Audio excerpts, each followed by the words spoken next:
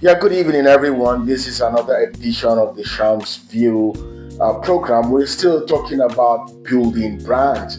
The most amazing thing here is we talk about these brands building not because of anything, but we need to keep encouraging ourselves. So today, I decided to pick up one important personality, which is nobody but Burna Boy, which is actually considered as one of the biggest Afro musical star that we have across the globe, not just in Africa or not just in Nigeria. But now there are some things I want us to look at as we discuss about Burna Boy.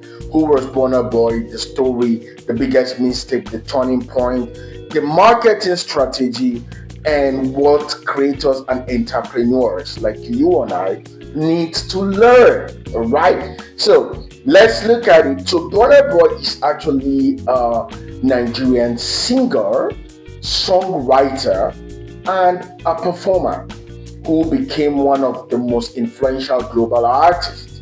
To emerge in Africa, he rise wasn't overnight. It was shaped by years of persistence, strategic positioning, and clear artistic identity. So he had a lot of things that he actually did to take him to limelight. So let us look at the story so far of Burna Boy. Yeah, so sit back and enjoy. The Burna Boy was actually born as Damien Ebunoluwa Ogunlu in 1991 in Port Harcourt. He grew up in a musical family. So sometimes our background also influences what we do, right? And positively or negatively. His grandfather managed Fela Kuti. Fela Kuti, we all got to know that he was the backbone, or permit me to say, the founder of Afrobeat, one of the African greatest musicians. His mother later became his manager. After studying in the UK, he returned to Nigeria to release like to party in 2012, which made him a local star. So, he studied in the UK and then he came back and then he was actually came back and he released a song, right? So, but local success wasn't enough. While many African artists focused primarily on international markets, Burna Boy wanted to become a global artist without abandoning his African identity. The decision shaped everything that followed. So I think he came with a real identity, which was part of his identity as a musical artist. So let's look at his biggest mistake. So everybody in this life actually makes mistake, right? So one of the brother biggest setback came early in his career. So even when you're making mistakes, you don't really need to get frustrated over the mistake. All right. So in 2010, he was involved in a serious altercation that led to legal troubles that damaged his reputation. Later, despite music success, he also struggled with public controversies and conflicts that sometimes overshadowed his work professionally. Another challenge was trying to break into the international market before the world was fully paying attention to African music.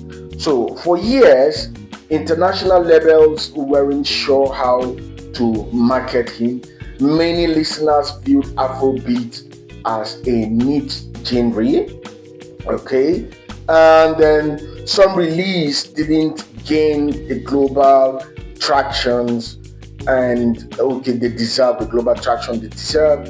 He spent years making excellent music that wasn't yet reaching the audience he believed it could. So now these were part of the challenges. He spent so much time putting in work and energy, but sometimes when you try to do something, it looks like you are hitting hard on the rocks, right? So let us look at his turning point. The turning point came around 2018. His album Outstanding include YE, which is yeah, a song that unexpectedly exploded. So we just need one hit that will make us to write our names somewhere in on the globe. So ironically, part of the virality came because many people searching online for Kanye West album, yeah, accidentally discovered Burna Boy song. So, but luck only opened the door. The song stayed popular because it was genuinely compelling. Following with, following with the African Giant, Twice as Tall, which led him to win the Grammy Awards. Right, that's Twice as Tall, and then Love, the meaning. At this point, he wasn't just an African star. So pay attention to this.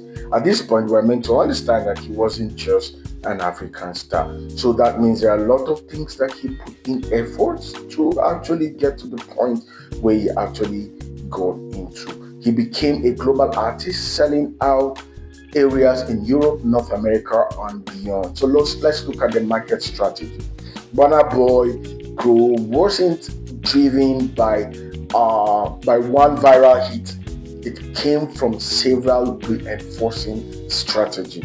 So even when we make one or two things and you didn't get to hear, people didn't get to know about us, we shouldn't just give up.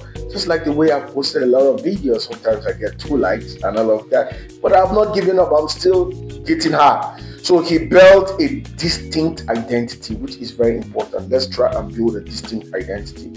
He didn't try to sound American.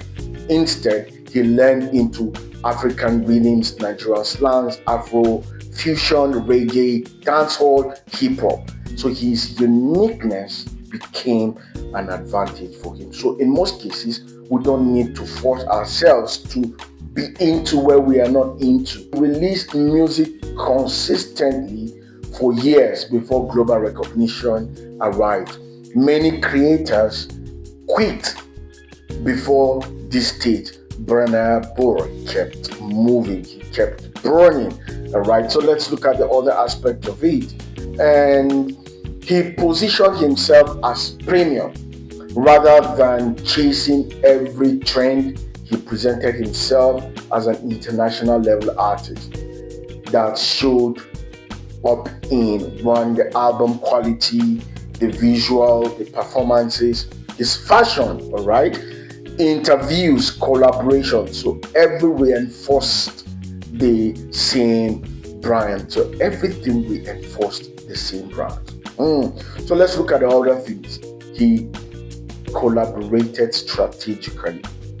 He worked with artists like Shamz-View, Ed Sheeran, Georgia Smith, and Sam Smith. This collaboration introduced him to new audiences while keeping his own style intact. So what we were actually learned here, he didn't actually bend into all of this. They told a bigger story. His music wasn't marketed only as an entertainment. It often emphasized African pride, culture, history, identity, and ambition. So he didn't throw away all of this. So people connected with the narrative, not just the songs, as I mentioned above. And then he made a live performance a competitive advantage. Burna became known for delivering concerts that felt like major events. Great live shows, strengthened fan loyalty, created shareable moments, and at the same time justified premium ticket prices. All right. So what creators and interpreters can learn differently, different beats better than better. All right. So different beats better than better. Okay. And then standing out in often more valuable than being slightly better than competitors. Your unique perspectives can be your strongest assets. All right. So we look at the consistency, we look at building around identity, not just the trend. We look at the quality, creative leverages. He think globally from the start. You understand? So tell a mission, not just a product. People. So the core lesson that I actually got here is that Burna Boy's career illustrates that sustained success often comes from combining distinctive work with persistence and strategic positioning rather than abandoning his roots to appeal to a broader audience. You understand, the broader audience. He made his cultural identity central to his brand and found that authenticity could resonate globally. So I actually got all of this from ChatGPT, right? And this research. So I didn't actually collect this research as I usually make. So let's stay focused and keep being consistent in everything we do. Cheers as we look at the story of Burna Boy.